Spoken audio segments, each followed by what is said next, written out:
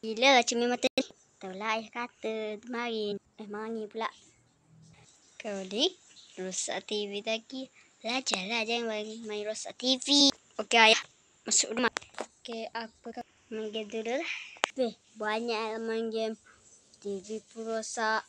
TV pun pecah. Semua kau buat. Apa kau cakap ayah? Buat kerja sekolah. Baiklah ayah. Macam mana? Susah gila lah. Ayah tolong jap. Buat sendiri. Alah tak tahu. Pada aku. Macam mana ni? Tengok dia telefon dah. Hahaha. Mana ya? Pasti boleh buat. Si ayah tak menirukan. Cuba sendiri. Woi tiru. Buatlah sendiri. Perangai ayah kau. Mana ni? Tak nampak saya. Mesti tak. Ayah tu ni siap dah. Nak tunjuk? Nah. Lah. Makin mudah saja. Tipu pada buat. Tipu meniru dan telefon ya. Taklah gugur aja. Pergi tidur. Kayak. Bangun. Dah pukul 6. Nak sana pun tak larat. Bangun. Yalah. Wah, asal ngantuk gila ni.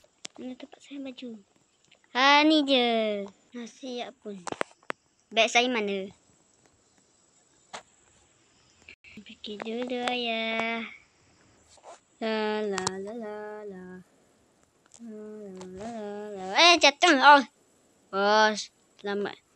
Sekolah kat sana. Kau ingat dah apa ke? Sampai pun.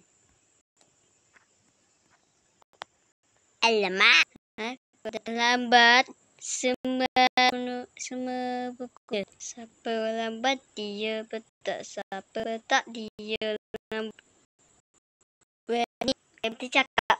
Sekarang muka surat 50 dan 51. Buku teks. Okey baik cikgu.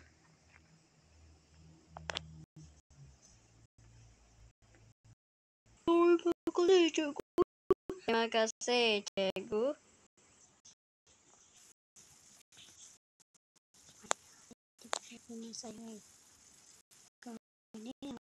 Gini dululah. Kalau macam tu. Nak kotak so. Okey, ya saya hati-hati. Abang badut selalu baik. Terima kasih.